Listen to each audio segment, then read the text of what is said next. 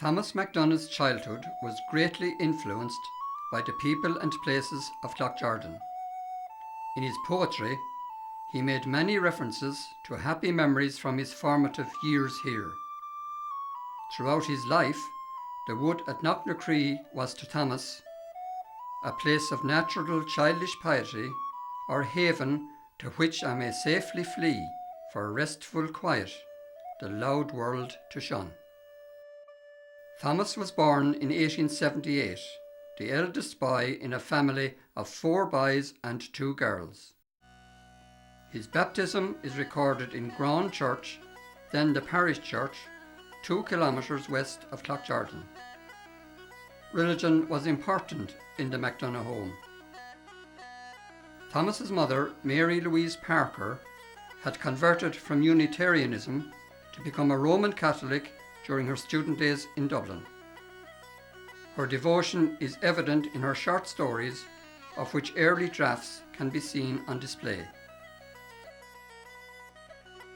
Subsequently, 2 of the MacDonagh children entered religious life. Mary, the eldest, was professed in the Order of the Sisters of Charity, and Thomas spent 2 years in the Seminary of the Holy Ghost Fathers at Rockwell. It is in Grawn graveyard that his parents are laid to rest.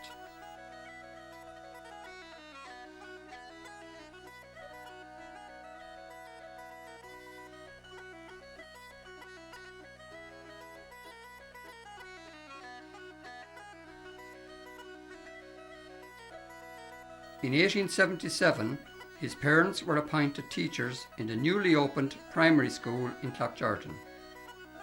They first stayed, along with their daughters Mary and Ellen, at the home of the parish priest Father Maloney, until suitable rented accommodation was found.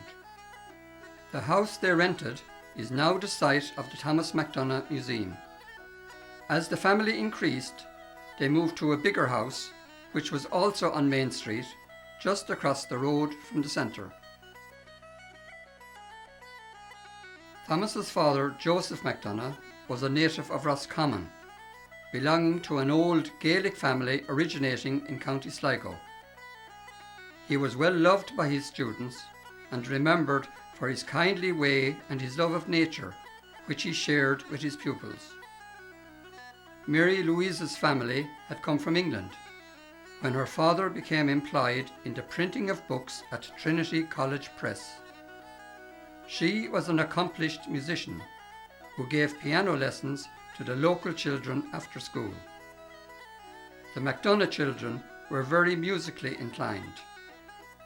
Thomas had a fine singing voice and was organist in the college chapel while a student at Rockwell.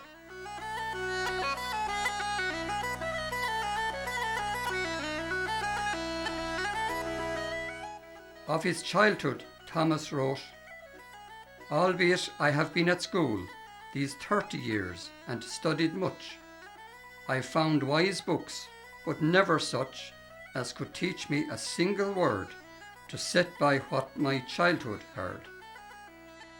Cloughjordan at that time was a busy market town. All along Main Street, businesses served the local community and hinterland, with a notable feature of the town being the monthly fair day.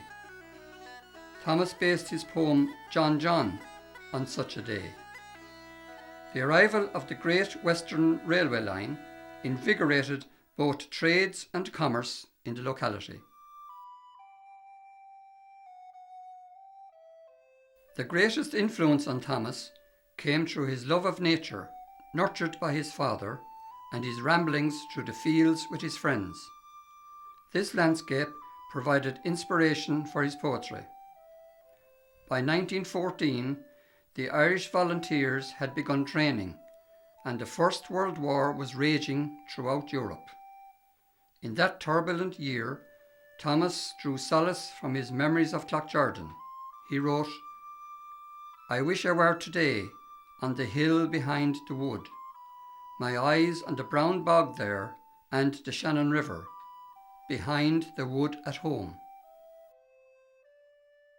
Thomas returned regularly to visit his mother, until her death in 1908. His father had died when the family was young. The solemn Requiem Mass for Mary Louise's funeral was celebrated in the new parish church of Saints Michael and John in Cloughjordan. Mrs. Winifred Hines, a former piano pupil of Mrs. MacDonagh, played the organ on that day. Thomas wrote of her passing in a letter to his brother John, "She you loved long years is dead and you stay, and you cannot bear it, and cry for her."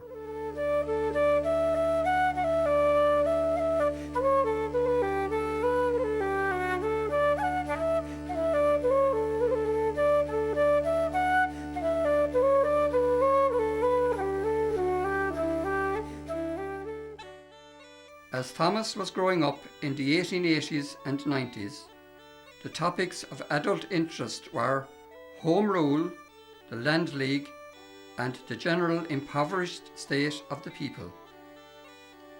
These issues, together with his involvement in the Gaelic League and his commitment to the Irish revival, led him to militant nationalism.